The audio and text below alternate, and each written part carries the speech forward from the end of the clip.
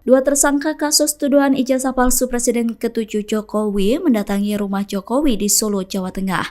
Kuasa hukum Jokowi Yakub Hasibuan mengatakan kliennya menyambut hangat kedatangan Egy Sujana dan Damai Hari Lubis.